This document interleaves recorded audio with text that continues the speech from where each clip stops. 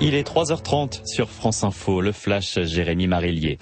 L'affaire Big Malion prend de l'ampleur. Après 48 heures de garde à vue, 3 anciens dirigeants de cette société d'événementiel ont été mis en examen hier. Franck Attal, le patron, pour faux et usage de faux. Bastien Milliot et Guy Alves, les deux fondateurs, pour complicité de faux et complicité d'usage de faux.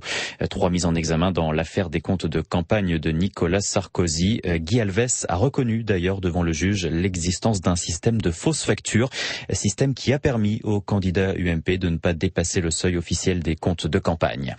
Un soutien de poids pour Alain Juppé en vue des prochaines présidentielles, celui de Jacques Chirac. Alors que Bernadette, sa femme, appuie Nicolas Sarkozy, l'ancien chef de l'État soutient officiellement le maire de Bordeaux pour être le candidat de l'UMP en 2017.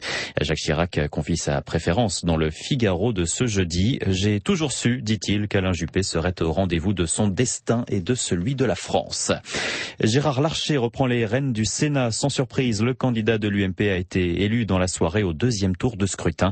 Gérard Larcher avait déjà présidé la Haute Assemblée pendant 3 ans. C'était entre 2008 et 2011. Il promet une opposition constructive face au gouvernement. Plus de déficit, un peu moins d'impôts, mais toujours autant de rigueur. Le gouvernement a présenté hier son budget pour 2015. 21 milliards d'euros d'économies. Des efforts seront demandés aux collectivités locales et aussi à la sécurité sociale. Le déficit public sera lui de 4,3%, loin des 3% demandés par Bruxelles. La France tient impeccablement ses dépenses et a pris ses responsabilités, estime le ministre des Finances, Michel Sapin. La France renforce son dispositif militaire en Irak pour lutter contre les djihadistes de l'État islamique. Une frégate anti-aérienne et 3 rafales supplémentaires vont être envoyées sur la base d'Al-Dafra aux Émirats arabes unis. Objectif, soutenir l'armée irakienne en termes de renseignement et de reconnaissance.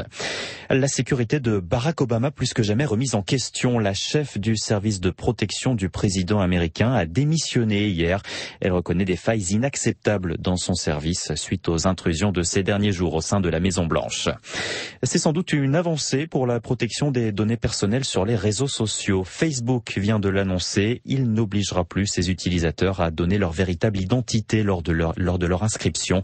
Il sera désormais possible d'utiliser un nom d'emprunt. Facebook était en fait mis sous pression aux États-Unis par les communautés homosexuelles et transsexuelles qui lui réclamaient ce droit. Le sport avec ce bon point de prix pour l'AS Monaco. Les Monégasques ont fait match nul 0-0 sur la pelouse du Zénith Saint-Pétersbourg. C'était la 2e journée de la Ligue des champions de foot. Au classement, Monaco est 2e de son groupe. Et puis les basketteuses françaises qualifiées pour les quarts de finale des championnats du monde. Elles ont battu hier le Brésil en match de barrage. Les Bleus affronteront vendredi la redoutable Armada des États-Unis en quart de finale. La météo, un beau jeudi d'automne en perspective. Quelques brumes le matin au nord de la Loire. Dans l'après-midi, soleil pour tout le monde, sauf pour la Bretagne et le long des côtes de la Manche. La température toujours très agréable, de 16 à 24 le matin, entre 18 et 25 l'après-midi. 3h33 sur France Info. Tout à l'heure, à partir de 4h, vous retrouvez Alexis Morel pour l'actualité. Minuit 4h, c'est la nuit sur France Info. 20h, 21h, France Info, les informés.